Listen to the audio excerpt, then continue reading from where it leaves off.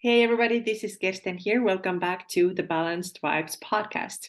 Today, I'm going to share with you some things that I didn't know 15 years ago and wish I had known. So most of these things are related to health and fitness. Some are just general life stuff, but I thought it would be fun to share this with you. 15 years ago, I was definitely in a very different place with my health, with my fitness, with my life, and definitely have learned a lot. And this is a little bit personal, obviously, but I think a lot of the things that I'm going to talk about today, you can resonate with. Maybe you are stuck in the same place where I was, or maybe you are already past that as well, and it might give you a cool opportunity to see how far you have come, or maybe learn from the mistakes that I made. So this is what we're going to talk about today.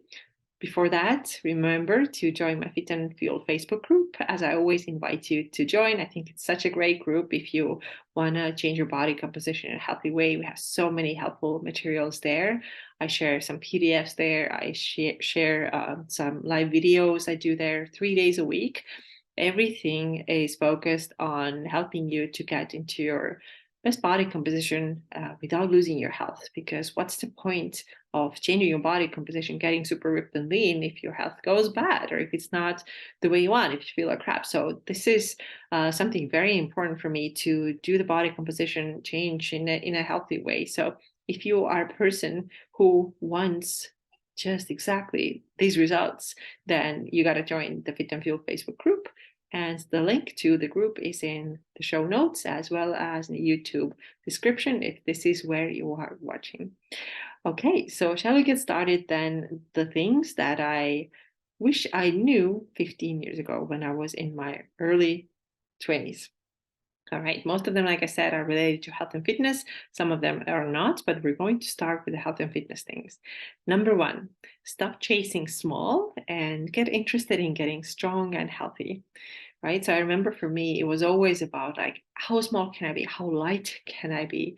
This obsession with being smaller, smaller. And I remember like buying clothes, it has to be the size small always. Or if I could get myself into extra small, that was extra awesome. And, I never really thought about my health. What's that doing? And in your early 20s, you can get away with a lot of crap, honestly. You can put your body through a lot, which I absolutely did with so much running and so much under eating. And yes, I did lose my period. And I was, I didn't feel super well, but I know that if I did these same things right now, I would feel so much worse because you get a little bit older, you are a little bit less resilient to crap like that. You can get away with a lot of bad stuff when you're in your 20s. But yeah, I never really thought like the long-term impact that all this had on my health.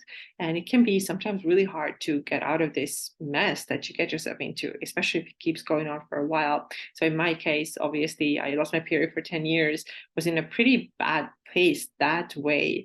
However, I didn't have like low immune system issues. I didn't get sick all the time. I know, these things happen to people. So in some ways, I was pretty resilient because I was so young. But on the other hand, I did have this big hormonal issue, right? I didn't have a period. And that was all because I was chasing that small, be as small as possible, as light as possible. And now when I think about it, what I would chase instead would be health. How can I be my healthiest and how can I be my strongest? And this is a totally different perspective that, in my opinion, starts from the right place, right? Because you can't go wrong if you want to be healthy. You're going to make better decisions. Of course, not like obsessively healthy. This is not what we're talking about, where every single food item has to be 100% clean.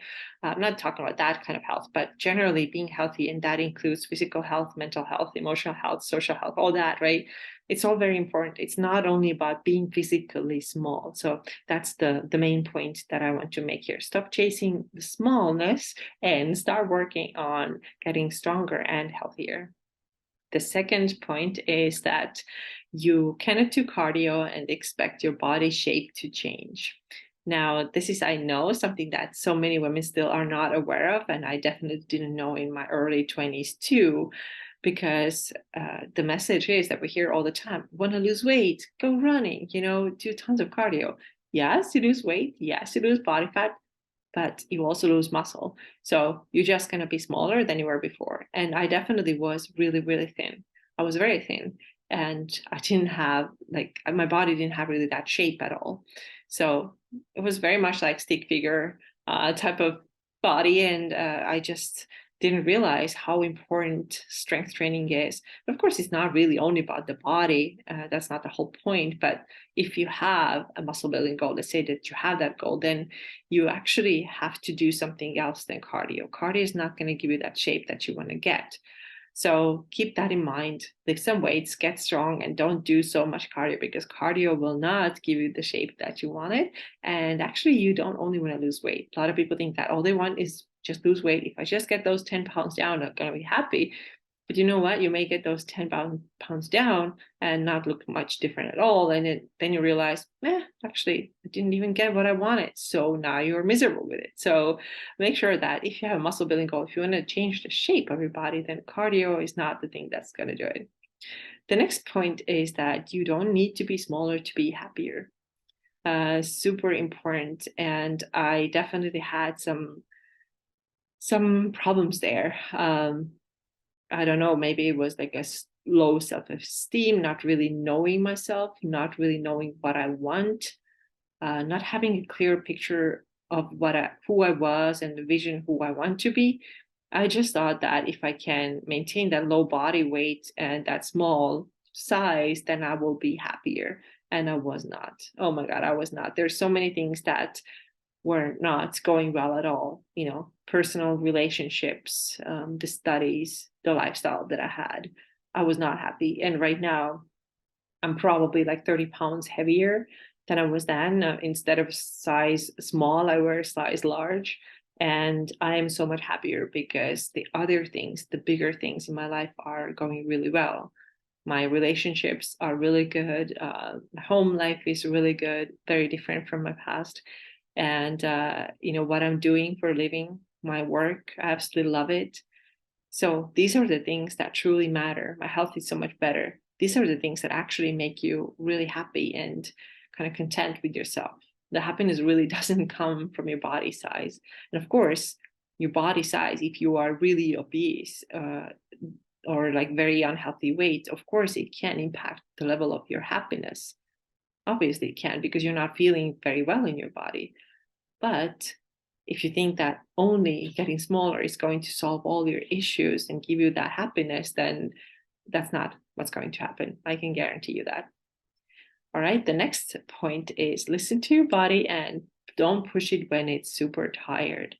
And this is probably one of these things that has taken me the longest to actually get right and to follow this guideline. It has taken me a while because I really got into this habit of overtraining and pushing myself super hard in my early 20s, and it really stuck with me. And I did so much all the time, with running and later with HIIT training, and always like pushing to the max, barely resting. Now it's very different. I will say though, sometimes I still work out when I'm a little tired and I probably should rest. I know that I do it occasionally, but I've gotten so much better. And if I had like a bad night of sleep or I just feel really tired, I'm not going. Like all these years, that I've been lifting now, I know my body really well. And I know that right now at this point that when I go and do a workout today, then the next day it's like it's gonna push me over and I'm gonna feel like really, really exhausted. And then I'm gonna need more days to recover from it. Now I know where I'm getting close to this point and I'm listening to this. I don't want to go there. It's silly, right? To get yourself to the point of burnout. I've done that way too many times in my life. So definitely gotten a lot better at listening to my body and not pushing it to the extreme when it's tired. The next point is eat before you work out. Super important. Get even a little bit of something. This is definitely not what I did when I was in my early 20s, when all I did was running, so much running. And I had this idea that if I run fasted, I do fasted cardio, that's what's going to give me the best weight loss results. And I did lose a lot of weight. As I mentioned several times, lost a lot of body fat, lost a lot of muscle, looked like a stick figure. And I didn't eat anything before, and it was really bad for me. As I already mentioned, my hormones were really messed up. Didn't have my period, had pretty bad brain fog, just feeling kind of weak. And I still see so many women doing this. Thank God I got out of this. I'm never doing this again. I have at least a little bit of something, even if it's a tiny bit of carbs and a little bit of protein before workouts. I almost always do it. 99.5% of the time, I always do this. And I recommend that you start doing it too. You notice that your workouts are going to be better, your muscle building ability is going to be better, and you get through your workout better with better energy. And after that, you're not like crashing, and you feel much healthier and get better results too. The next point is don't depend on this scale. Right? It was really important for me when I was in my early 20s. What does this scale show? And I had a specific number on the scale that when I stepped on it and it was even 100 grams more, I changed my workout. I changed the way I ate for the day. My mood was freaking ruined. And I also binge ate because I was so obsessed with this scale and what it shows. And if it's up a little, then I'm going to starve myself, which eventually always led to binge eating. And this was the cycle that I was stuck in just because I was so obsessed with the scale. So I would eat very, relatively little. I would eat my oatmeal in the morning and pasta for lunch and something light for dinner. And I kept my calories low. And I was able to do this for like 3-4 weeks. And then the binge hit me like, I don't know, like a bulldozer or something like that. It was huge. And I binged really bad. And then I wouldn't get on the scale because I didn't want to see the number go up. And then the cycle began again. And now that I have let go of this number, like I have to be this number on this scale, I don't have that issue. I haven't had binge eating problems for, I don't know, probably 10 years at this point. Because I'm not setting myself such low weight goal, right? I don't have to be like 130 pounds, which would be ridiculously low, but this is where I was, in my early 20s. So it's like 135 pounds, which right now is so, so low for me. I'm like 160 most of the time.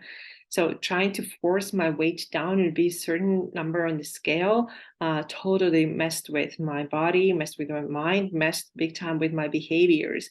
So I don't ever want to be so dependent on the scale anymore so that I ruin my health just because of that. It's not worth it. The next thing is that you don't have to be perfect at everything. So I think so many of you can relate to this, like, okay, this is me. It's like all or nothing, right? And this mindset really doesn't serve us, especially when it comes to our fitness, especially when it comes to our food. It's just, it's basically impossible to do. If you want to be perfect all the time, eventually you're going to get to the point where you just burn out from trying so hard, pushing yourself too hard, and not giving yourself a break. And when you really think about all the things that you're trying to be perfect at, there's so many, right? It's not just the food and fitness. We also have our job and our relationships and what our house looks like, what our home looks like, how clean it's like. You can go crazy with all that when you try to be perfect at everything. It's just not serving you. And I totally let go of that. I gotta say, there's so many things that I just let go now because for me, it's not worth it. It's not worth the mental circus and the fatigue that comes from trying to be perfect. And so I just prioritize things. I just do the things that I need that have to get done. I do them as well as I can, but I don't beat myself up anymore if they're not perfect. And you know what? Life is so much easier like that. The next thing is that be honest about what you want in your life and ask yourself, is this what I want? And I don't know. I'm assuming that maybe most of you who are listening to this have it pretty, you know this already. But I know that in my early 20s, I didn't know what I wanted. And I did a lot of things because somebody else expected something of me. And I was also really worried about, what does this person think and that person think? And I'm going to let them down or, what's the, God forbid I like accidentally let somebody down, whatever things. There's just so much fear around that, trying to be everything for everybody. So in my relationship, for example, I was always trying to do things the other person's way. In my studies, I tried to kind of live up to these expectations, although actually when I finally got completely honest with myself, I realized that I don't want to even study this thing. I'm not interested in it anymore. I'm done. But it was only then that I finally admitted to myself that this actually hadn't been for me, right? I had never been too interested in what I was studying. It's just like, you know, sometimes other people's expectations, and it was a cool thing to do, whatever, but it wasn't what I truly wanted for myself. So I really encourage you, if you're not there yet, to start asking yourself, what are the things that I want to do? What are things that matter to me? Not like other people, but to me. Like, get a little selfish with it and ask what these things are and then do them. And then the last thing that I have for you today is that things aren't usually as bad as they look. And that basically means stop catastrophizing. And I've done that so much in my life, sometimes still do. So this is another area where I still need some improvement, but generally speaking, a lot less these days. But it used to be always like, oh my God, this is going to go wrong. This is going to go bad. And then I would come up with terrible scenarios in my mind. Oh, it's not going to work out. That's not going to work out. I'm a bad person. I'm a loser. You know, a lot of this negative self-talk and always thinking, this is how it's going to stay. There's no way out because I'm stuck in this place. And, my life is always going to be miserable and there's no way out. Like, I used to have a lot of that thinking. And when I look back to some of my journals from years ago, it's really sad to see all the negative self-talk and all this like expectation of things going shit. I always had that, and it's not serving you. So if you notice that this is your dominant thought, I mean, your brain believes what you say, what you think the most, and this is what's going to drive your actions and the end results ultimately. So start expecting better stuff. Start expecting things going well. Start expecting things working out for you. Don't catastrophize. Don't try to control everything. And it can be, I know it can be so hard to do because your brain is hardwired. Some people just have this brain that's hardwired to be a certain way, and mine was that way too. And my justification was always like, well, but things have always been negative. They have always gone wrong. Like, I've never had this or that or the thing, or, you know, I don't have the evidence in front of me that they could be different. But then they cannot change, right? You can't get different results if you keep letting this dominant thought, the negative thought in your head all the time, and you keep catastrophizing every minute. And this is exactly what I used to do as well. And it wasn't until I started expecting better that things actually started moving a little bit in a better direction. And now it's like, when I find myself catastrophizing, which I still sometimes do, I literally think to myself, is this really true? And is this really worth it? And I look at the situation and like try to get really objective with it and be like, is this really worth it? Worth all the catastrophizing, worrying, staying up at night and like thinking and ruminating? It's not worth it. And when you zoom out and look at your situation from like high above, you see that no, it's not actually worth ruminating. It's not worth catastrophizing at all. So a simple episode today, a little bit of life stuff, a little bit of health stuff. I hope that it was interesting for you to listen to. Maybe I should go over them one more time. So the first point was stop chasing small and instead focus on getting strong and healthy. The next one, you cannot do cardio and expect your body shape to change, or like only cardio and expect your body shape to change. The next one was you don't need to be smaller to be happier. Then listen to your body and don't push it super hard when you're tired. The next one, eat before you work out. Then don't depend on the scale. Then you don't have to be perfect at everything. The next one, be honest about what you want and do the things that you want. And then the last point was stop catastrophizing and understand that things aren't usually as bad as they may seem. All right, this is all I got for you today. I hope you enjoyed today's episode. Thank you so much for listening and see you in the next episode. Bye-bye.